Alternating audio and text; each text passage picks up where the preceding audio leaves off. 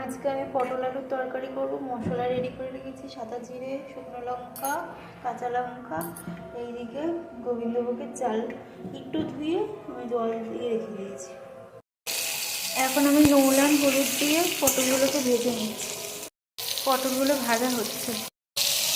পটল তো ভাজা হয়ে গেছে, আমি আলুগুলো দিয়ে দিয়েছি। আলুগুলো একদম লাল করে ভাজবো না, হালকা ভাজবো, কারণ আমার সিদ্ধ করা।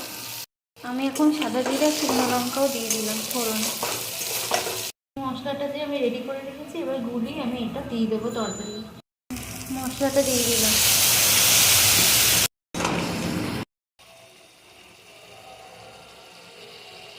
এবার আমি জল ঝরিয়ে রেখেছি, এখন গোবিন্দভোগ চালটা দিয়ে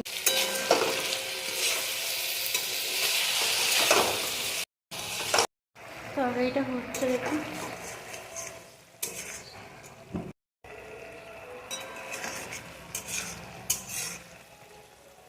দেখুন বন্ধুরা, আমি পটল আলুর তরকারি করলাম একদম মাখা মাখা করে। এরকমভাবে নামাবো। আমি এবার গ্যাসটাকে অফ করে দিলাম।